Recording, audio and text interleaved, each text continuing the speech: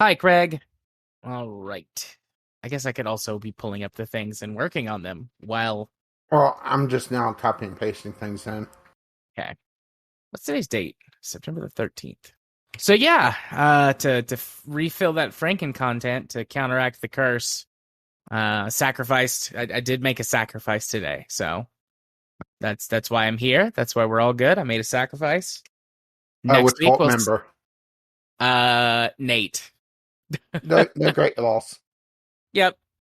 And then Pretty next sure week the it'll Swedish chef could do better. I'm not talking about the character. I'm talking about the puppet.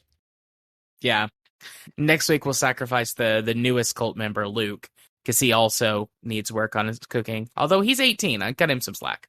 He gets one more week, and if he screws up again, then he's being sacrificed. What did he do? He just didn't. He made very plain food and didn't make enough of it to feed the army. It was just chicken and mashed potatoes and green beans. And let me guess, no seasoning whatsoever. Very small amount of seasoning. He was like, "Does anybody?" So go ahead. Well, afterwards, so he didn't make enough. It's like, hey, bud, you didn't make enough. This isn't going to feed all of us. You're going to have to make some more. So I was like, you made enough for us here, but there are other people who are coming that will be eating dinner later. You got to make about this much again. He was like, okay, well, do you have any pointers? And I'm like, yeah, put more stuff in everything. He's like, what do you mean? And I'm like, well, your chicken had a little salt and a little pepper, and that's fine, but it needs something else to it. Do you want to make it spicy? Do you want to give it more of an Italian flavor? Do you want to, what do you want? Spice mixes are just amazing for stuff like that. Yeah, and he was like, oh, I want it to be a little, I don't know, a little more spicy. Sounds good. I'm like, okay, try this. And we've got this stuff called Tony. I'm not sure if you pronounce it cacciatories or Tony Satcheries, but it's just like a spicy Creole seasoning. Is it a green can? With like the El Cheapo Parmesan? I mean, yes, it's in one of those. Yeah, I have a can of that in my spice cabinet. It's fucking amazing. It's so good. I'm like, just do a little of this. I made blackened fish tacos with that. Yeah. I put it on all kinds of stuff. I've been using it as steak seasoning here recently. Trying it out as that's steak the last seasoning. time I used it was making blackened fish tacos with like a lime cabbage slaw. Yeah. Yeah, Adita took one bite of it and said, "You're making this again." Yeah. But anyways, so and then I was like, okay, and your potatoes, like they're fine. They're like bog standard mashed potatoes. Like put some cream, some heavy whipping cream, some sour cream, some milk. I mean, all of those if we have all of them, but if we don't, one or two of them, a little more butter, put some garlic powder in there. And don't peel your potatoes. Like, people peel them, but there's so much good flavor and nutrients in the peels. You got to wash them. So if you don't peel them, you got to wash them. But that's pretty easy, Yeah, scrub the ever-living daylights out of them. It takes about as much time as it takes to peel them. Like, honestly, I find scrubbing them faster. Yeah, scrubbing them is faster, but... Yeah, typically, my mashed potatoes are... Well, assuming I'm not going for a particular flavor, because that's the other thing, right? Yeah. A cup, like a glug of heavy whipping cream. More butter than probably is healthy. To be fair, I don't make mashed potatoes often. Like once every few months, I go hog wild on them. Actually, nutritional yeast is one thing I use in them. It gives them a little bit of a cheesy flavor without actually having to worry about melting cheese down in them. Yeah. Onion powder, garlic powder, which is like, bog standard for me. A hit of MSG, because of course. Good pinch or two of kosher salt. And several cranks of white pepper. Yeah. And of course some sour cream. Delicious sour cream. Like I said, I don't make them often, but when I do, right? Yeah. But anyways, that, and then I was like, just add a little broth or bouillon cubes to your green beans. Give them some more flavor, a little salt, a little pepper. And then, like, the second batch of stuff he made was way better. And he was like, oh, this is way better. And I'm like, yeah. He's like, nobody ever really taught me how to cook at home. And I was like, that's okay. We're your new family now. And, like, this dude like I put my arm around his waist because he's like 6 and I think he's 6'7". Mm-hmm. So I can't really put my arm around his shoulder. I mean, I've pretty much taught myself how to cook. Yeah. My big thing, uh, well, one thing that really helped me is learning not to fear salt. Mind you, I grew up in the late 80s, early 90s when salt was the demon. It was salt and fat, right? I'm a demon. So learning to be a little bit more liberal with salt, while also kind of salting along the way and not just, dumping it all in at the end. So it has time to, permeate through the dish. But, that's more, kind of an advanced thing. It's not something that you want to, get in the habit of until you know about where salt levels should be. Because if you're doing that to like a soup that's going to reduce, you're going to be in trouble. Yeah. But I'm I learned a few things as a kid, but I'm pretty self-taught on cooking as well. I got some basics when I was a kid, but my dad never did anything except grill, and he wouldn't let you near the grill. Mm-hmm. And then my mom, because it's a manly man's thing. My mom is a okay cook. My mom is she's got a couple of dishes that it's like, oh, my mom's gonna make that? Absolutely, let her make it. Mm-hmm. But she's just an okay cook.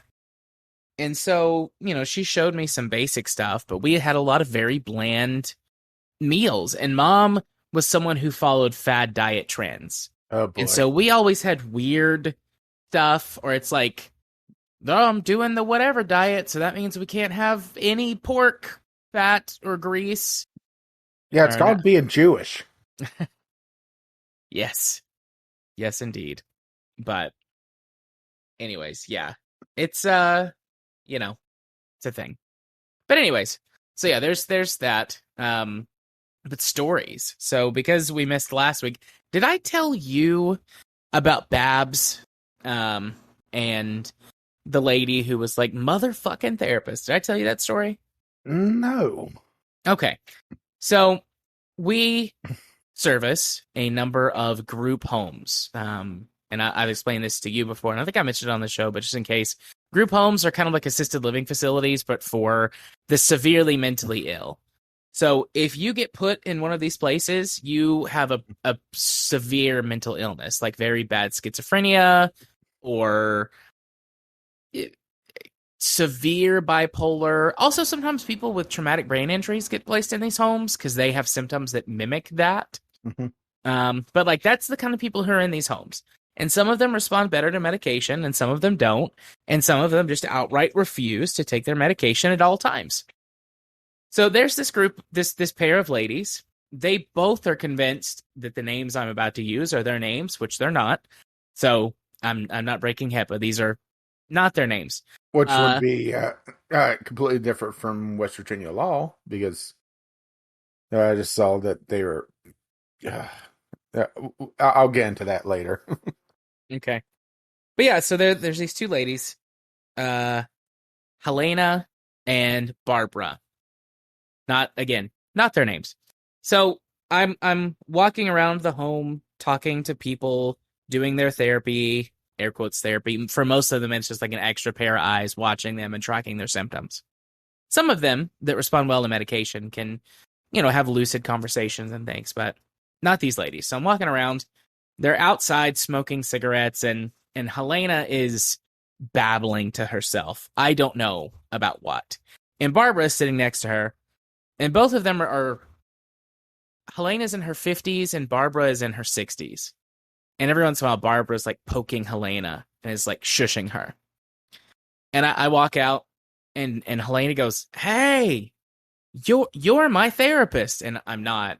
She's refused therapy every time we tried to convince her to do it. Mm-hmm. She's like, "You're my therapist." And I'm like, I'm the therapist. Do you need something? Can I help you?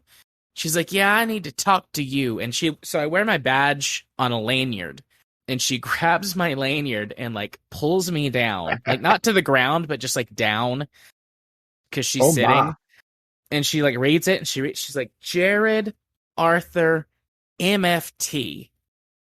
What does that stand for? And I'm about to say marriage and family therapist, because that's what my specialty is.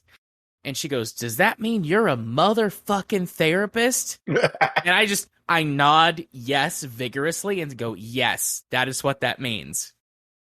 And one of the techs that's standing there just starts laughing. Her name is Allie.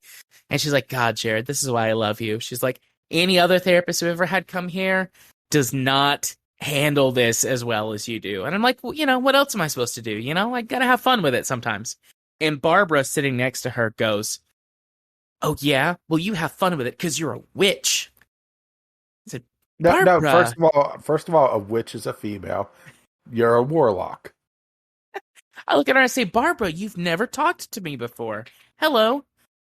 I'm not talking to you. You're a witch. No, you're a murderer. And then she whispers, but she does that like really loud whisper thing where she's like, I saw you kill those people. And I look at her as like menacingly as I can. And I say, you better not tell anyone or you'll be next. And she's like, she gets this, this look like aghast, like, how dare you speak to me that way? And again, the tech is just losing it. And then I just leave. I just walk away. So then the next week, this was 2 weeks ago. Last week, Barbara needs to sign some paperwork. If she doesn't, she's going to get kicked out. She's been refusing her medication. She's been refusing to keep any of her medical appointments. Like, she's just refusing everything. And that's a big no-no. If you do that, you get kicked out. So where I'm like we've all been trying to convince her to sign the paperwork and to come to an appointment. Because we don't want her to be homeless. Because if she is, she's going to fucking die on the streets. Or worse, someone's going to take advantage of her and then kill her or something. Like, she cannot function on her own. So I walk up to her and I say, hey, Barbara. She goes, oh, look at you. It's the murderer. I'm not talking to you. I said, well, you're talking to me right now, and I will go away. I will leave you alone for 3 months if you sign this paperwork and keep your next appointment with Sarah. Well, why don't you sign it? I said, okay, I'll sign it. So I go down to the signature line, and underneath the signature line, I sign my name because I just cover that up with whiteout or something. Yeah. All this stuff gets scanned into the computer anyways, so it doesn't matter. So I sign it. And she whispers, again, does that loud whisper to someone, like she's talking to someone beside her, and she goes, that's it. We've got him right where we want him. And I don't acknowledge that. I don't really care at this point. I just need her to sign. And I say, okay, I signed it. Now you sign it. She goes, give me that. And she like jerks the paper out of my hand, and she just tears it up in front of my face and throws it on the floor. And that same tech, Allie, it's like, Barbara. And I hold up my hand. I'm like, no, it's okay. Hang on. And I reach down because I just happened to see this. She had tore almost a perfect circle around the signature page. And I picked it up and I handed it to her. And I said, you still didn't sign this. And she goes, fuck you. And she tears it up. And then she stands up and she just pisses all on the floor. And I'm like, okay, bye, Babs. Because I've been wanting to call her Babs, but I have not, because I don't want to antagonize her any more than I already have. Yeah, but at this point, that ship has sailed. Yeah, she goes, that's not my name. And I say, Barbara's not your name either, Babs, but you make us call you that. She just like stares at me and she like walks away. And then I'm a nice man, so I help pick up the mess and clean up the urine. They were like, you don't have to. And I was like, well, I mean, she pissed in the floor because she was mad at me. Like, I'm going to help you clean that up. And she's like, Allie goes, honestly, like, watching you interact with her, worth cleaning up a puddle of piss. I said, okay. So we're going to try one more time. I'm going to try to get her to sign one more time this week. Maybe I'll have more stories. Then today, I was standing up front. I had just had a therapy session. I walked my person back up to the front, and there's this guy standing outside. And the person that I had seen for therapy is a very small lady. Like, she's I don't know, 5 feet even, maybe. She's very petite. I think that she would probably do better in a fight than me. Like she's scrappy, she's wiry, but she is tiny. And she's like, "Oh, what's that guy? Who's that guy?" I'm like, I don't know. I don't know that guy. Do you want me to walk you out to your car? She's like, "Yeah, please do." So I walk her out to her car. When I'm coming back in, this guy stops me. He's like, "Sir, do you work here, sir?" I was like, "Yeah. Can I help you? Is there something I can do for you?"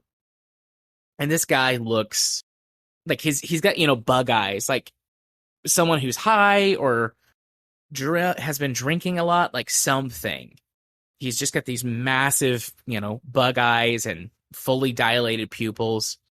And he tells me a tale. It's 5 or 6 minutes. The highlights of it is that he got catfished online and he traveled here from Florida, like North Florida, to meet this girl.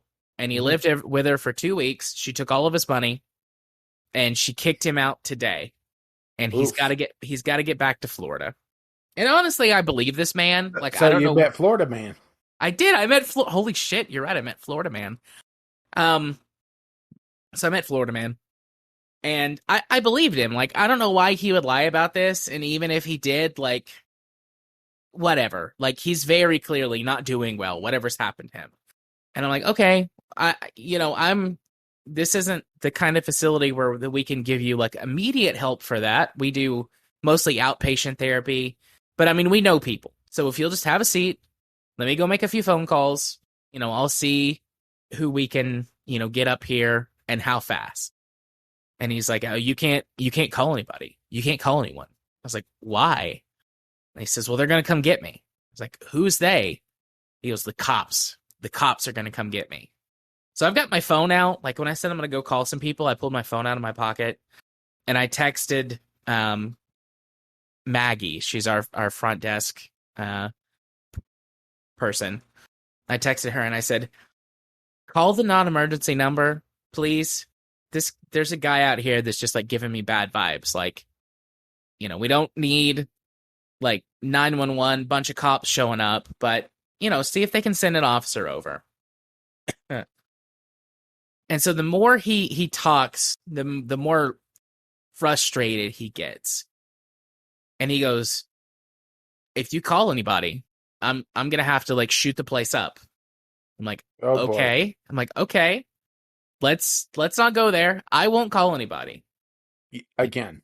He's like, who were you texting? I was like, "Well, I was texting them on the inside, tell them that we were gonna need something out here for you, that you look like you were hungry, that you were thirsty, somebody we need to help."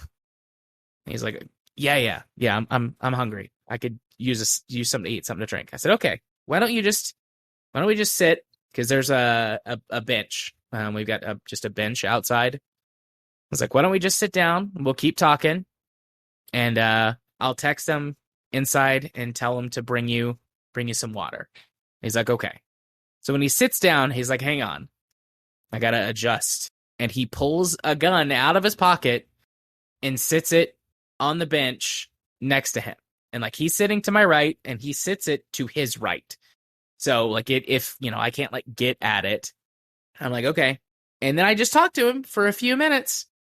And about 5 or 10 minutes later, a cop car pulls up and he's like, "Oh my God, they're coming to get me. You didn't call the cops, did you?" I said, "Dude, I've been sitting here with you this whole time. I haven't called anyone." He's like, "All right, I believe you. I believe you didn't do it. I gotta go." And he just like gets up and starts running. And he left his gun sitting on the bench. And they chased him. And next to us is like an empty lot that is like the site of a new construction that was abandoned like 2 years ago. And then next to that is a liquor store. And next to that is a gas station. And they chased him through the empty lot, through the gas station, or through the liquor store parking lot, and tackled him in the gas station. Well, when you gotta go, you gotta go. Yep. And then they came back, and I didn't touch the gun. I left it. And they came back. And I pointed to the gun. And I was like, he pulled that out of his pocket. He very clearly is inebriated or in some way. He needs to go to the hospital, and then he needs some help. And I lied to him. I lied to the cops. I said he didn't threaten anybody.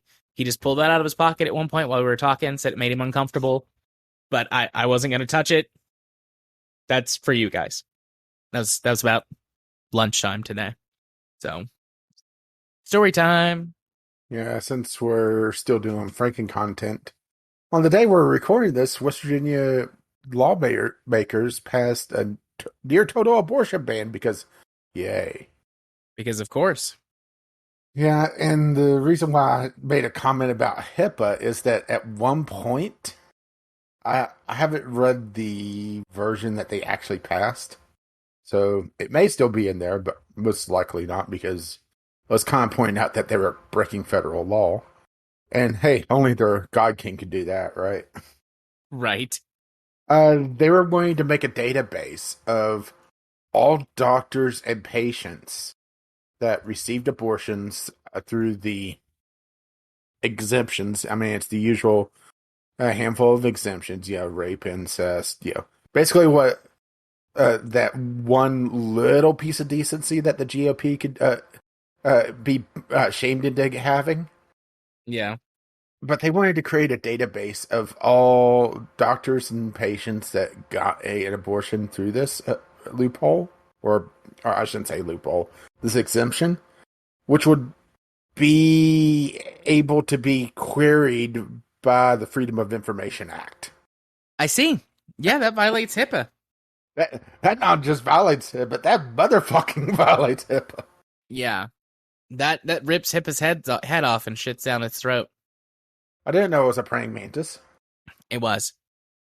That was one of the biggest reasons. I mean, among many. There were many reasons why to not attach medical records to blockchain. But that was one of the biggest ones. It's like, if you put people's medical records in public record, that is violating HIPAA. That's against the law. The mere existence of this idea breaks the law. All of the laws, federal, state, all of the laws about privacy, breaks them all. Let's see. I'm actually going to read this.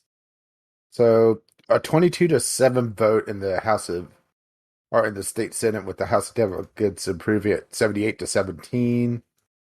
So, it's going to dipshit Justice's desk, and as soon as his dog gets off of it, licking her ass, he's going to sign it. So the bill limits where abortions could be provided to restricting them to medical facilities licensed by the state Office of Health Faculty Licensure and Certification, which would end abortions at the state's only elective abortion provider. Because, of course, right? Of course. The ban exempts medical emergencies to non-viable pregnancies, but opponents of the bill are concerned that the definition of medical emergency is so vague it could prevent doctors from performing an abortion, when doing so would save a patient's life. Hasn't there already been documented cases where doctors have basically sat and watched the blood pressure of a woman drop until it got to a critical point to be able to perform an abortion? Yes. Right. Mm-hmm. Some of the ones that abstained were upset that it was a total ban with no exceptions, because, obviously this isn't against women enough. There are exceptions in the bill for rape, incest, would require reports to law enforcement, and most adults would need to undergo the procedure by 8 weeks of pregnancy, which is before most would know that they're even pregnant to begin with. Minors and disabled or incapacitated adults will have up to 14 weeks to obtain abortions if they're victim of rape or incest, but still they have to have a police report on record. Which, hey, let's traumatize them some more, right? Absolutely.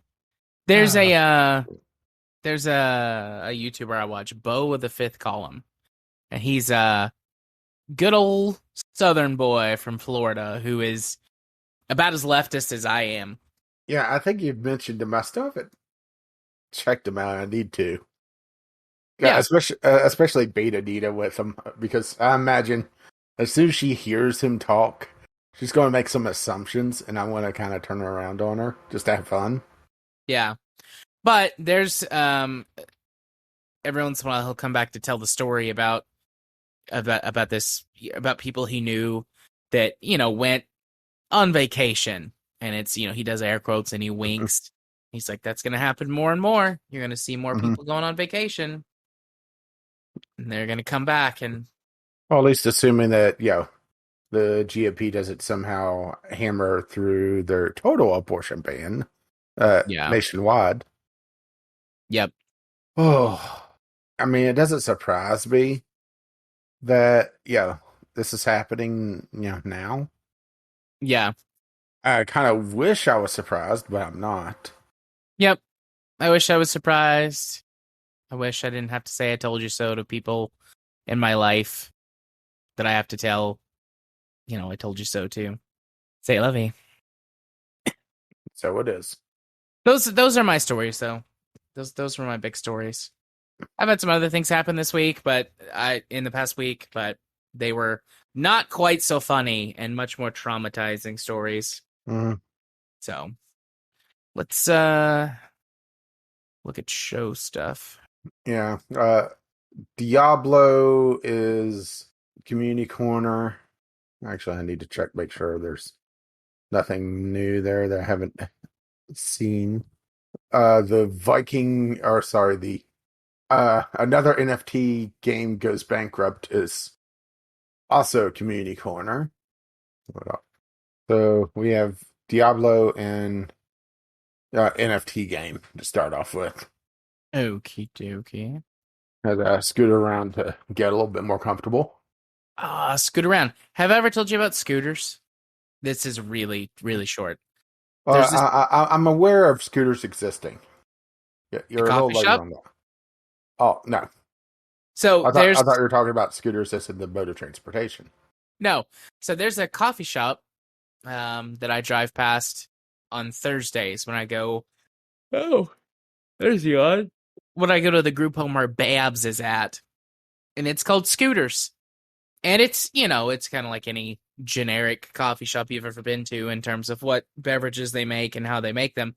But when you order from them at the drive-thru window, when you complete your order, they say, "Okay, now scoot on around." And it makes me so happy every time. I have spent more money at that place because of that than anything else. Their coffee is average. Their breakfast sandwiches are pretty good, but they're really expensive for what you get. Well, to be fair, average coffee uh, at a coffee shop is actually not the average anymore. Because I've just found some horrid coffee around. The local little bakery here, their coffee they do Keurigs of Maxwell House. It's Oh just no, right. that's not good. I mean, first of all, fucking expensive, right? Yeah, I mean, well, I should say expensive to them because they'll give you a coffee with it, like something. So right, yeah. so it's an extra for the customer, but it's like, really? I mean, I do drink Folgers in the morning, but I'm so groggy in the mornings that as long as it has caffeine in it, that's all that really matters. And I don't Yeah. have any like local roasters that are within like an hour of me. That I've got I've got two. Harmony House, and Harmony House makes their roast their coffee just like Starbucks, so no thank Mhm. you. And then this even smaller coffee shop called Jennings. And theirs is pretty good. It's a pretty good local coffee shop. I've been down there several times. The last year, 18 months maybe. Um, after I got my COVID vaccine and started going more places. They're a really cute little coffee shop. They do art displays all the time and have shows down there every once in a while. They make a good, solid coffee. Yeah, I haven't tried the local diners yet, but based off of everything, you know, uh, where I live, coffee is like, are you Maxwell House or Folgers, and that's pretty much it. And I don't get terribly pretentious with coffee. Do just do supermarket fancy, sarcasm quotes, because I don't drink the fancy coffee enough to warrant buying it online. You know, I'll during the week I'll have maybe 2 or 3 cups of fancy coffee because that's uh, it's just the fact that I want to be awake to enjoy it. Yeah. Because it feels like it's wasted if I'm sitting there half asleep, uh, trying to make it and fucking it up, or just not enjoying the taste of it because right. Yeah. I typically drink Maxwell House on a weekday, like make a pot of coffee in the morning, Maxwell Mm-hmm. House. And then I make quote unquote fancy coffee, usually on the weekends in my mocha pot or with a French press. Yeah, I think I enjoy the mocha pot more. Uh, French press, I have to get out my electric grinder because the hand grinder that I have, it's an utter bitch to change the settings because you have to like take it halfway apart uh, to free up the adjustment wheel. Yeah. So I just leave it set for the mocha pot at a decent setting for it. I'm pretty sure I could dial it in a little bit more, but I don't want to spend that much effort on it. And for the French press, especially if I'm planning on, because I'll do the fancy coffee on mandate night and podcast night. And I'll grind a bit extra coffee if I'm planning on doing, doing it for both times. And if I'm doing the French press. And I know it's not optimum to grind it ahead by a couple of days, but right. Yeah. But it's still okay. Mm-hmm. It's still fine. No, it's coarse because French press you need coarser coffee. Well, you got me. You got me on that one. That's why I can't use the hand grinder for it. Besides the fact that you know French press takes a fuck ton of coffee to run, well compared to the mocha pot at least. Yeah. So what news topics do you? I pulled up the 2 community corners. Mm-hmm. What else on here? Do any of them speak to you? Uh, the dreams of AIQA testers is an interesting one. That was from last week. Okay. It's not what you think, by the way. It's not using AI solely to QA test. The Overwatch one is funny because, right? Yeah. Seems like Overwatch 2 is just utter clusterfuck, doesn't it? Oh yes. So I'm assuming you want to talk about it now. Why not? I mean, we got the 2 community corners. I was thinking the AI QA testers. That's a lot harder to say than it I could reads. editorialize it a little bit more because I did editorialize that one to chop it down. All right. So that's 2 news topics, then 2 community corner topics, plus games played. Mm-hmm. Yeah, which I was waiting on to see how many you had before really deciding on what I wanted to talk about. Okie dokie. Let me log in here on Steam. It has logged me out because I've got 2. I've got Mech HQ and then one other game that I've played on Steam. Granted, I can only talk about one if you only have one you want to talk about, or I mean, I do have a couple I could talk about. I have a couple more I'm kind of building on. I've been going through the last Humble Bundle I bought and playing some of those. Had to restart one because the tutorial. I'll get more into it later on when I actually talk about the game. yeah, But this is one of those games that the tutorial feels like it sets you up for failure. That makes you build a certain way. It's a Little Big Workshop. It makes you build your factory a certain way. So you think, okay, so this is how I'm supposed to play, and then, later on when things progress more, you get punished for it. It has a very long but inadequate tutorial, which thankfully you could skip. All right. I think I'll talk about this one first. So yeah, I've got 2 Frontlines, Fuel of War, and Mech HQ. Okay, I'll have to copy and paste some Steam links, but I have Last Call BBS, and let's do something more recent that I played. Grid Legends. Ooh, nice. Well, we'll see what you think when I'm done with it.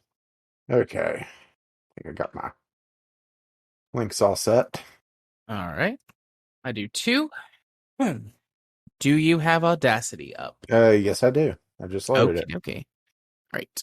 Ready to record in 3, 2, 1, record.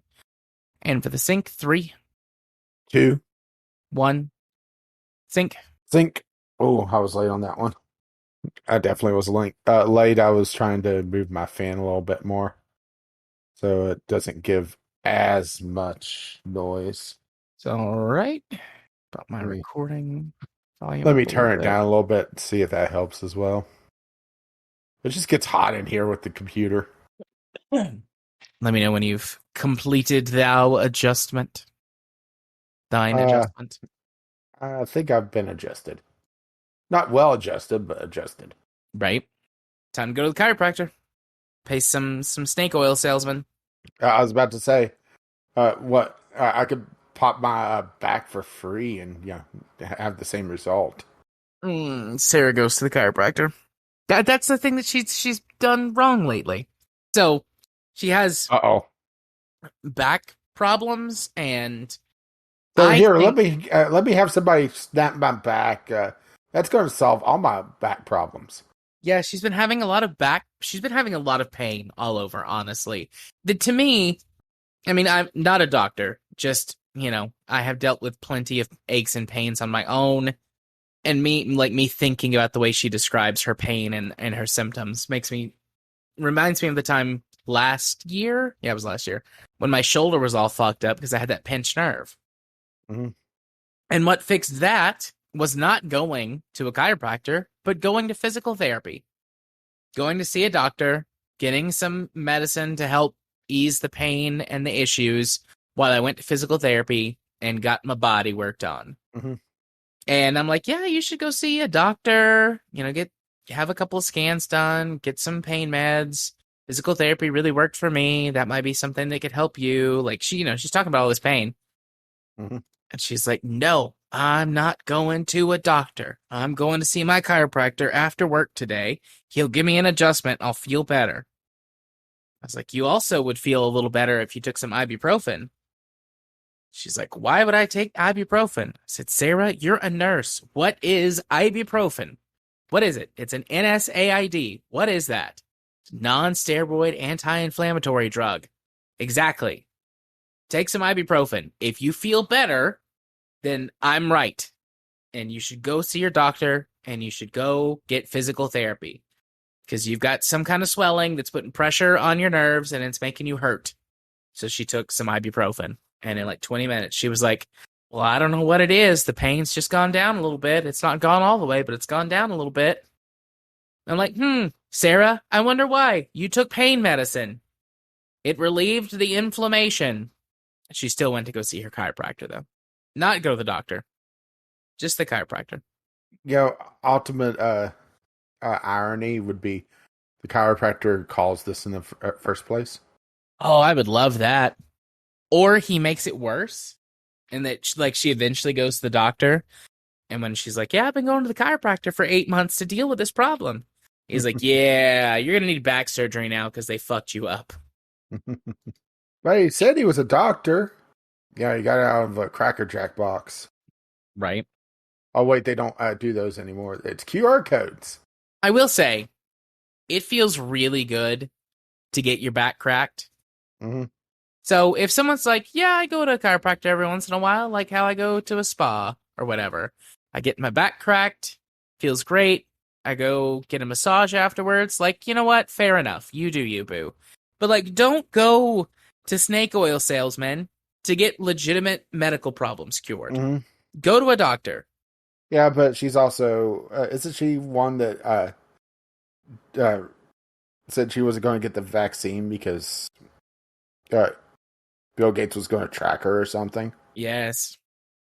I almost said yes before you finish your sentence and then just let you finish it because the answer would have been yes, but that would have been rude. So, but yep, that was her putting aborted babies in the vaccine, and it's going to track all of us. And yada, never mind yada. the fact that she's sitting there fiddling with her phone, right?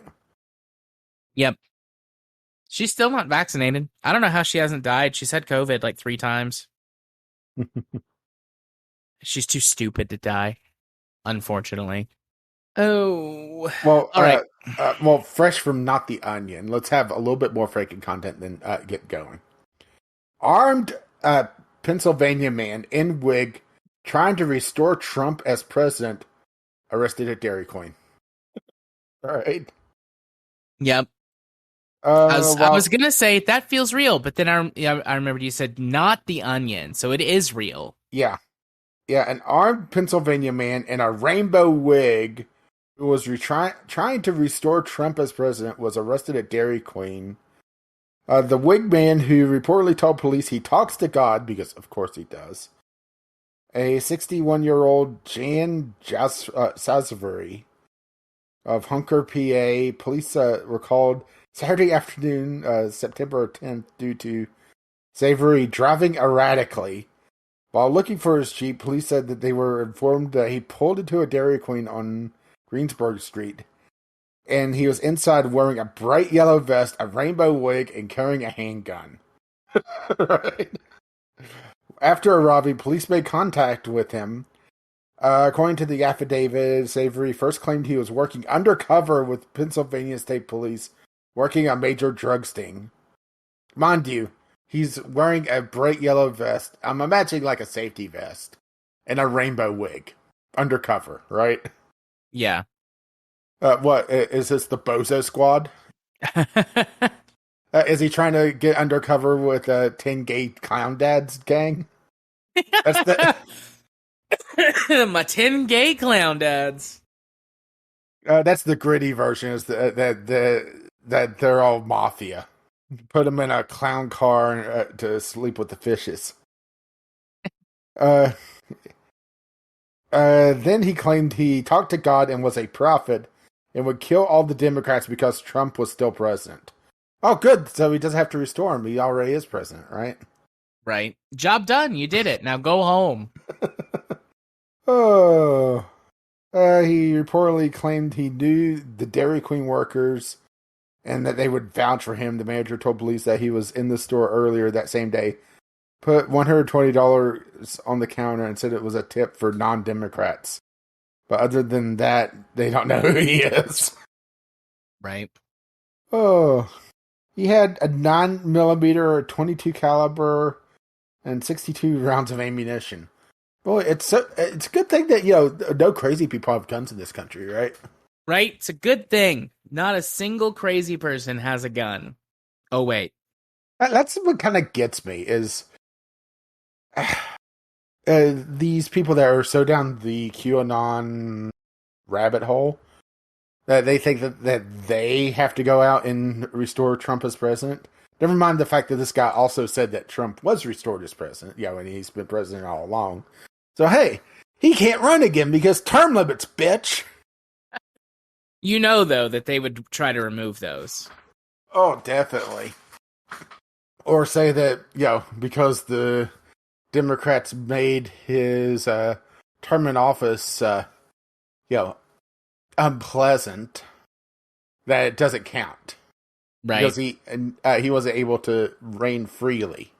Oh. Honestly, it feels like the entire country at times just needs therapy. Yep. Yep, it does. All right. Let's get this show on the road. We've done a good amount of Frankie content. We gotta get cracking. Yeah, let's get crack-a-lackin'.